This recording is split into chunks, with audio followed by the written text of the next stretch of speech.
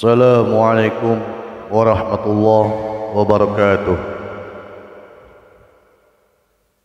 Innal hamdalillah nahmaduhu wa nasta'inuhu wa nastaghfiruh wa na'udzu billahi min shururi anfusina wa min sayyiati a'malina.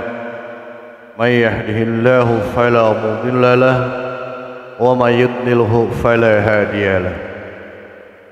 أشهد أن لا إله إلا الله وحده لا شريك له وأشهد أن محمدا عبده ورسوله.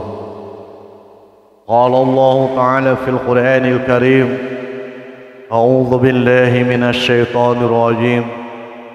يا أيها الذين آمنوا اتقوا الله حق تقاته ولا تموتن إلا وأنتم مسلمون. أما بعد. Ma'asyiral muslimin, jemaah Jumat rahimakumullah. Marilah kita sama-sama untuk senantiasa meningkatkan keimanan dan ketakwaan kita kepada Allah Subhanahu wa taala dengan menjalankan segala apa yang diperintahkan oleh Allah serta menjauhi segala apa yang dilarang oleh Allah Subhanahu wa taala. Ma'asyiral muslimin, jemaah Jumat rahimakumullah. Di dalam Al-Qur'anul Karim surat Al-Baqarah ayat 272, Allah Subhanahu wa taala berfirman: A'udzu billahi minasy syaithanir rajim. Laisa 'alaika hudahum walakinnallaha yahdi man yasha wa ma tunfiqu min khairin fali anfusikum وَمَا تُنْفِقُونَ إِلَّا ابْتِغَاءَ وَجْهِ اللَّهِ وَمَا تُنْفِقُوا مِنْ خَيْرٍ يُوَفَّى إِلَيْكُمْ وَأَنْتُمْ لَا تُظْلَمُونَ. Allah berfirman, bukanlah kewajibanmu menjadikan mereka mendapat petunjuk, akan tetapi Allah lah yang memberi petunjuk pada siapa yang Dia kehendaki. Dan apa saja harta yang baik yang kamu nafkahkan di jalan Allah, maka pahalanya itu untuk kamu sendiri. Dan janganlah kamu membelanjakan sesuatu melainkan karena mencari keridhaan Allah Subhanahu wa taala. Dan apa saja harta yang baik yang kamu nafkahkan, niscaya kamu akan diberi pahalanya dengan cukup, sedang kamu sedikit pun tidak akan dirugikan. Ma'asyiral muslimin, jemaah Jumat rahimakumullah. Allah Subhanahu wa taala menegaskan kepada kaum muslimin bahwa memberikan sedekah kepada orang kafir yang fakir adalah tidak terlarang. Dalam ayat tersebut Allah Subhanahu wa taala telah menetapkan bahwa di dalam harta orang kaya ada hak untuk orang fakir, sekalipun orang fakir itu yaitu orang kafir. Kekafiran bukan menjadi penghalang bagi kaum muslimin untuk berbuat baik selama kebaikan tersebut masih berada pada batas-batas yang dibolehkan oleh agama. Ma'asyiral muslimin, jemaah Jumat rahimakumullah. Sebab-sebab turunnya ayat tersebut telah dijelaskan dalam hadis-hadis yang diriwayatkan oleh An-Nasa'i, Al-Hakim, Al-Bazzar dan At-Tabarani yang bersumber dari Ibnu Abbas radhiyallahu an.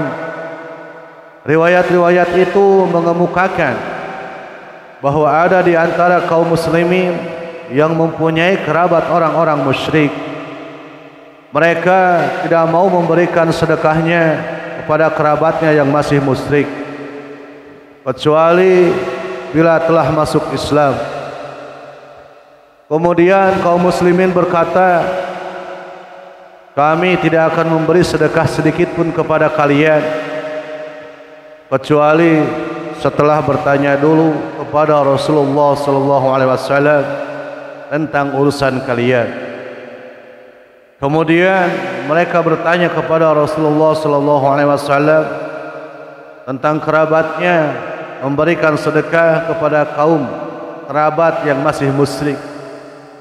Rasulullah sallallahu alaihi wasallam membenarkan perbuatan mereka Namun Allah Subhanahu wa taala menurunkan ayat tersebut yang menjelaskan bahwa hidayah taufik itu tiada lain hanyalah urusan Allah Subhanahu wa taala. Tiada satupun makhluk yang berkuasa terhadap perkara hidayah ini. Ma'asyiral muslimin, jemaah Jumat rahimakumullah. Dalam ayat di atas terdapat kalimat wa ma tunfiqu min khairin, yang artinya dan apa saja harta yang baik yang kamu nafkahkan di jalan Allah. Maksudnya yaitu harta benda yang dikeluarkan untuk orang-orang fakir. Sedekah yang dimaksud dalam ayat tersebut adalah sedekah sunnah yang boleh diberikan kepada orang kafir. Namun demikian, sedekah tersebut tidak boleh diberikan kepada kafir harbi, yaitu kafir yang memerangi kaum muslimin. Karena bersedekah kepada kaum kafir harbi berarti memberikan suntikan kekuatan kepada mereka untuk menghancurkan kaum muslimin. Berbeda halnya dengan sedekah sunnah, para fuqaha telah sepakat bahwa sedekah wajib hanya boleh diberikan kepada kaum muslimin. Dan pendapat ini didasarkan pada sebuah hadis yang bersumber dari Ibnu Abbas radhiyallahu anhu.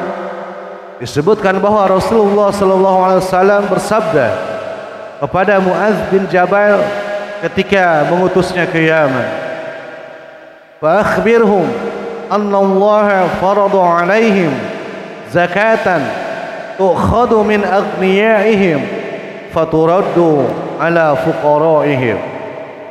Beritahukan kepada mereka bahwa Allah mewajibkan kepada mereka membayar zakat yang dipungut dari orang-orang kaya yang muslim, lalu dibagikan kepada orang-orang fakir yang muslim pula. Hadis riwayat Muslim. Lebih jauh lagi, syariat Islam telah mengatur tentang siapa saja yang berhak menerima sedekah wajib. Dalam surat At-Taubah ayat 60 dijelaskan 8 golongan yang berhak menerima zakat, yaitu orang fakir, miskin, amil zakat, mu'allaf untuk memerdekakan budak, orang yang terbelenggu hutang untuk perjuangan di jalan Allah, dan musafir yang kehabisan bekal.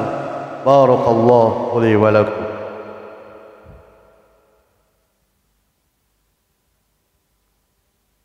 Alhamdulillahilladzi arsala rasulahu bil huda wa dinil haq liyudhhirahu 'ala ad-dini kullihi wa kafaa billahi shahida. Asyhadu an la ilaha illallah wahdahu la syarika lah wa asyhadu anna Muhammadan 'abduhu wa rasuluh. Qala Allah Ta'ala fil Qur'anil Karim, a'udzu billahi minasy syaithanir rajim. Ya ayyuhalladzina amanu taqullaha haqqa tuqatih wa la tamutunna illa wa antum muslimun. Amma ba'd. Ma'asyiral muslimin, jemaah Jumat rahimakumullah. Ayat yang sedang kita kaji ini menjadi dalil yang kuat mengenai hak Allah Subhanahu wa taala dalam memberikan hidayah taufik kepada manusia. Sesungguhnya hidayah tidak akan terjadi kecuali dengan takdir dan kehendak Allah Subhanahu wa taala. Tidak seorang pun dapat membuat orang lain, sekalipun kerabatnya sendiri, untuk mengikuti kebenaran, kecuali jika Allah Subhanahu wa taala menghendaki untuk memberikan hidayah taufik kepadanya. Oleh karena itu, keengganan kaum kerabat untuk masuk Islam tidak patut menjadi penghalang bagi kaum muslimin untuk bersedekah kepada mereka. Allah Subhanahu wa taala berfirman di dalam surat Al-Qasas ayat 56, "Innaka la tahdi man ahbabta, walakinna Allah yahdi man yasha, wa huwa a'lamu bil muhtadin." Sesungguhnya kamu tidak akan dapat memberikan petunjuk kepada orang yang kamu kasihi, tetapi Allah memberi petunjuk kepada orang yang dikehendakinya, dan Allah lebih mengetahui orang-orang yang mau menerima petunjuk. Menurut sebuah hadis yang diriwayatkan oleh Al-Bukhari dan Muslim, surah Al-Qasas ayat 56 ini turun berkaitan dengan usaha Rasulullah SAW mengislamkan pamannya Abu Talib yang sedang menghadapi saat-saat kematian. Pada waktu itu hadir pula dua tokoh kaum musyrikin, yaitu Abu Jahal bin Hisham dan Abdullah bin Umayyah. Rasulullah SAW bersabda, "Wahai pamanku, ucapkanlah la ilaha illallah, sepatah kata yang dapat aku jadikan alasan di hadapan Allah untuk memberi syafaat kepadamu." Sebelum Abu Talib sempat memberikan reaksi terhadap ajakan Rasulullah SAW tersebut, berserulah Abu Jahal bin Hisham dan Abdullah bin Umayyah kepada Abu Talib, "Apakah engkau ingin berpaling dari agama Abdul Muttalib ayahmu?" Berkatalah Abu Talib, "Tidak, aku tetap dalam agama Abdul Muttalib." Selanjutnya dalam surat Al-Baqarah ayat 272, Allah Subhanahu wa taala seakan-akan berfirman kepada Nabi Muhammad SAW, "Hai Muhammad, kamu mempunyai kedudukan yang terpuji, mempunyai wasilah-wasilah dan kelebihan dari semua nabi. Kamu adalah penghulu dari semua nabi dan yang paling mulia dari semua alam semesta. Aku mengutus kamu kepada seluruh manusia untuk menyampaikan kabar gembira dan ancaman. Kamu berdakwah mengajak manusia kepada aku dengan menyampaikan dan menerangkan dalil-dalil agar mereka mendapatkan hidayah. Namun hidayah bagi mereka bukanlah darimu dan bukan urusanmu. Hidayah itu adalah urusanku. Maka tetaplah kamu berdakwah dan akulah yang akan memberikan hidayah kepada mereka." Iman membutuhkan kebenaran di dalam hati, lisan dan perbuatan. Iman yang dipaksakan tidak akan membuahkan kebaikan karena tidak bergerak dari ketulusan hati. Oleh sebab itu, jika seseorang telah berdakwah kepada orang kafir, maka urusan berikutnya diserahkan kepada Allah Subhanahu wa taala. Selanjutnya, sertailah penyerahan tersebut dengan keyakinan bahwa hanya Allah lah yang menurunkan hidayah taufik bagi hamba-hambanya yang dikehendaki. Orang bijak sering berkata, manusia hanya bisa berusaha, namun Tuhan jualah yang menentukan hasilnya. Pelajaran yang dipetik dari firman Allah dalam surat Al-Baqarah ayat 272 adalah ajaran Islam sangat menjunjung tinggi martabat manusia. Islam tidak membeda-bedakan siapa yang harus menerima sedekah, apakah seorang fakir yang muslim atau seorang fakir yang kafir. Di sisi lain, orang yang memberikan sedekah dengan niat yang ikhlas akan mendapatkan pahala yang berlipat ganda. Masyaallah muslimin, jemaah rahimakumullah. Untuk itu, marilah kita sama-sama berdoa kepada Allah Subhanahu wa taala. Ya Allah, sesungguhnya kami mengakui bahwasanya tiada seorang pun yang dapat memberi petunjuk kepada orang yang Engkau sesatkan. Dan kami mengakui pula bahwasanya tidak ada seorang pun yang mampu menyesatkan orang yang Engkau beri petunjuk. Ya Rabb, kumpulkanlah kami bersama orang-orang yang Engkau beri nikmat berupa petunjuk. Amin, amin ya rabbal alamin. Masyaallah muslimin, jemaah rahimakumullah. Rupanya hanya sekian yang bisa saya sampaikan. Mohon maaf apabila banyak kekurangan.